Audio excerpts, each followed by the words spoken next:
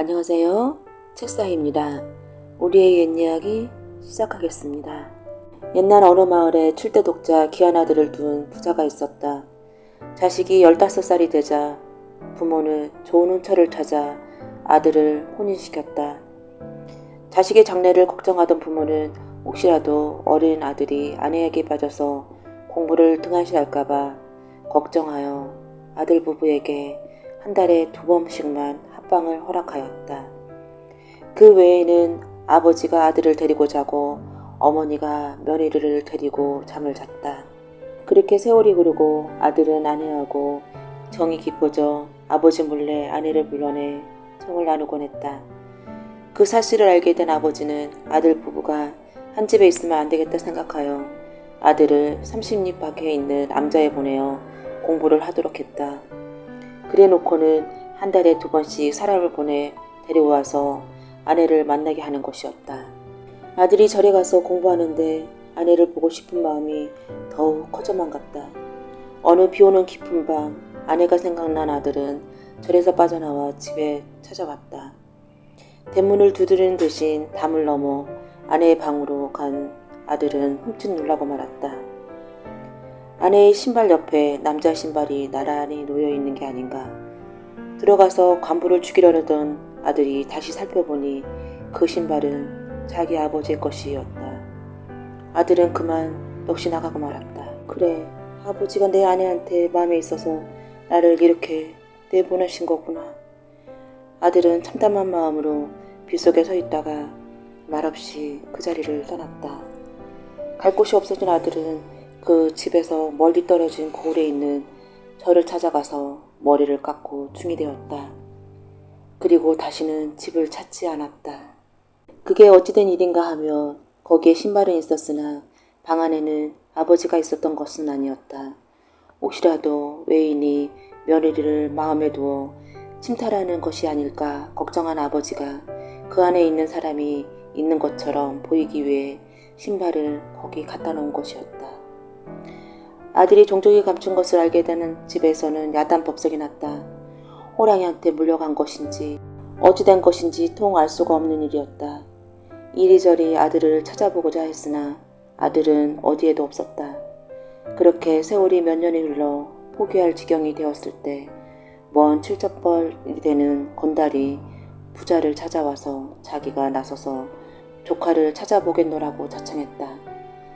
부자는 그리 해주기만 하면 큰 보상을 해주기로 약속을 했다. 3년 기약을 두고서 부자의 아들을 찾아다니던 건달은 어느 날 길에서 제 조카와 똑같이 생긴 사람을 발견했으나 확인해보니 조카가 아니고 가난한 또돌이 총각이었다. 건달은 그 총각을 은밀히 불러서 자기 말대로만 하면 잘 먹고 잘 살 수 있다며 부자 아들 노릇을 하라고 했다. 집에 관한 내용을 세세히 가르쳐 주어 어김없이 하도록 했다. 계속 연습을 하다 보니 그는 진짜 아들과 다를 바가 없었다. 건달이 가짜 아들을 데리고 나타나자 부자가 뜰뜻 기뻐했다. 어느덧 10년 이리저리 살펴봐도 자기 아들이 분명했다. 부자는 건달에게 큰 상을 주고 잔치를 열었다. 그런데 단 한 사람, 그 아들을 받아들이지 않는 사람이 있었다. 부자의 며느리가 그 사람은 제 남편이 아니라서 받아들일 수가 없다고 했다. 시부모가 어리고 달렸지만 소용이 없었다. 화가 난 부자가 가짜 아들에게 새 아내를 얻어주고 본 며느리를 구박하기 시작했으나 며느리는 구박을 다 받아들일 뿐 흔들림이 없었다. 참 모를 일이라고 수근거리는 사람들. 때마침 고을을 지나던 암행어사가 소문을 듣고서 그 집에 찾아들었다. 들어가서 아들을 만나보니 자기와 함께 공부하던 사람인데 저를 못 알아보는 것이었다. 어사는 그 아들이 가짜임을 깨닫고 자기 친구이기도 한 진짜 아들을 찾아 나섰다. 방방곡곡 찾아다니던 어사는 마침내 어느 외지 남자에서 중이된 친구를 발견했다. 어사가 친구에게 집안에 관한 이야기를 하자 슬그머니 밖으로 나간 아들은 나무에 목을 매달아 죽으려고 했다. 어사는 친구를 만류한 뒤 그를 설득해서 함께 집으로 향했다. 친구와 함께 집에 도착한 어사는 친구를 한쪽에 세워두고는 어사 출조를 해서 집안 식구와 동네 사람들을 다 불러 모았다. 그리고 부자의 며느리와 가짜 아들을 불러놓고는 며느리에게 그 사람이 자기 남편인지 물었다. 며느리는 제 남편이 아니라고 부정했다. 그러자 어사는 마당에 앉아있는 사람들에게 두루 한 잔씩 술잔을 올리며 죄를 용서하겠다고 했다. 여자가 술잔을 차례로 돌릴 적에 진짜 아들 앞에 이르자 아들이 손을 덜덜 떨었다. 그리고 그의 얼굴을 본 여자가 그 손을 덜덜 떨었다. 사람들이 그 사람을 여자의 간부로 생각하고 수고 있던 적에 어사가 그 사람에게 고가를 벗고 얼굴을 보이라고 말했다. 그가 얼굴을 내보이자 사람들은 모두 깜짝 놀라고 말았다. 아버지 어머니 불효자식이 늦게서야 알고서 찾아왔습니다.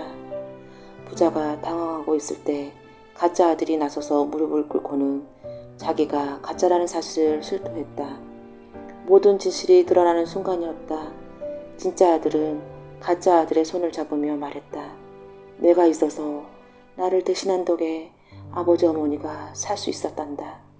그냥 내 동생이 되어서 함께 살자꾸나. 그렇게 진짜 아들은 가짜 아들과 결의의 형제를 맺은 뒤 아내와 함께 부모님을 잘 모시고 잘 살았다고 한다.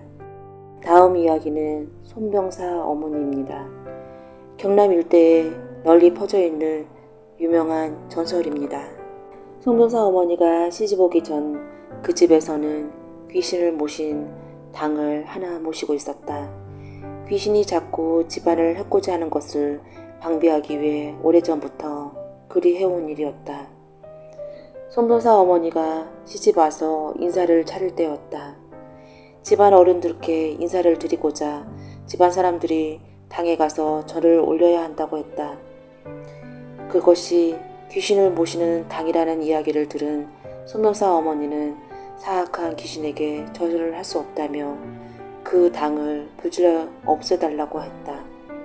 그 뜻이 어찌나 강한지 아무도 말릴 수가 없었다. 그 집에서는 꺼림칙한 것을 무릅쓰고 당을 없앨 수밖에 없었다.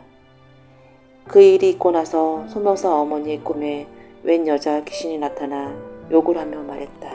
내가 감히 내 집에 불을 지르다니 당을 본래대로 지어내라. 우리 집에는 사악한 잡신을 둘 수 없다. 그냥 내가 떠나라. 아무리 해도 손병사 어머니가 말을 듣지 않자 귀신이 말했다. 내가 앞으로 자식을 낳으면 내가 모조리 잡아갈 테다. 하지만 끄떡도 하지 않는 손병사 어머니. 잡아갈 테면 잡아가라. 어쨌든 당은 새로 지울 수 없다. 그 뒤 손병사 어머니는 첫 번째 아이를 잉태했는데 불의의 아기가 죽고 말았다. 집안 식구들은 당을 허문 탓에 자손을 잃고 말았다고 혀를 찼다. 두 번째 아이를 잉태했을 때 다시 귀신이 꿈에 나타나 아이를 잡아가겠다고 했으나 손병사 어머니는 이번에도 굴하지 않았다. 두 번째 아이 또 죽고 말았다. 또 파망하는 시댁의 원성을 세 번째 아이를 잉태했을 때 이번에도 어김없이 귀신이 나타나 아이를 잡아가겠다고 엄포를 놓았다. 하지만 손병사 어머니는 역시 조금도 굴하지 않았다. 그러자 귀신이 고개를 숙이며 항복하는 것이었다. 내가 졌습니다. 내가 무슨 힘으로 아이들을 잡아가리까? 그 아이들은 다 명을 다해서 죽은 것이지요. 이번 아이는 죽지 않고 크게 되어 병사벼슬을 하게 될 것입니다. 그 말과 함께 귀신은 작별을 고하고 그 집에서 사라졌다. 귀신의 말대로 두 아이를 잃고서 세 번째 낳은 아이는 훗날 나라에서 병사벼슬을 하게 되었다. 그 사람이 바로 송병사이다. 이번 이야기는 또 다른 여인의 이야기, 정승나을 여자입니다. 윤자섭이라는 양반이 옥과 고을에 현감으로 행차를 할 때였다. 시골 마을 사람들이 사또 행차를 구경을 나섰는데 노소의 여자들 또한 예가 아니었다. 여자들이 울타리 너머로 행차를 구경하는데 여러 명이 모여서 있다 보니 막 사또 행차가 그 앞을 지나갈 때 울타리가 털썩 넘어지고 말았다. 여인들이 놀라서 흙을 털면서 천둥 번개가 날 듯 마구 자라났다. 그런데 옛 7살쯤 된 처녀 하나가 천천히 일어나더니 수선도 안 떨고 태연히 보통걸음을 하고 돌아가는 것이었다. 그 모습을 본 윤자섭이 행차를 멈추게 하고는 그 처녀에 대해서 알아보라고 했다. 그 사람은 형씨성을 가진 가난한 농촌 집안의 처녀였다.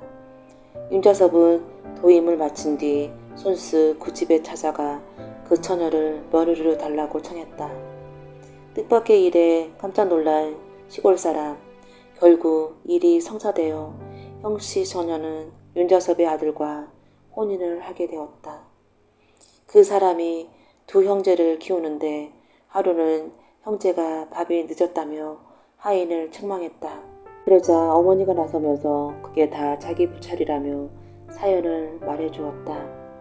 내가 너희들 먹으라고 한육 몇 근을 사오라 시켰는데 살펴보니까 병든 쇠고기더구나. 고기를 판 사람이 그걸 모르고 있던 모양인데 사실을 밝히면 손해가 가지 않겠느냐. 그렇다고 그냥 두면 다른 사람이 먹고 탈이 날린. 그래서 내가 사람을 시켜서. 그러자 어머니가 나서면서 그게 다 자기 부찰이라며 사연을 말해주었다. 내가 너희들 먹으라고 한육 몇 근을 사오라 시켰는데 살펴보니까 병든 쇠고기더구나. 고기를 판 사람이 그걸 모르고 있던 모양인데 사실을 밝히면 손해가 가지 않겠느냐. 그렇다고 그냥 두면 다른 사람이 먹고 탈이 날린. 그래서 내가 사람을 시켜서 그 고기를 통째로 사다가 파묻어 버리게 했단다. 그러다 보니 너희들 밥이 늦었구나. 그 말에 두 형제는 말없이 고개를 숙이는 것이었다. 두 형제가 누군가 하며 일세를 풍미했던 명사인 윤두수와 윤군수였다. 그 조부가 그렇게 며느리를 드리고 어머니가 그렇게 교육을 했기에 형제가 함께 당대의 큰 선비의 정승이 되었던 것이었다.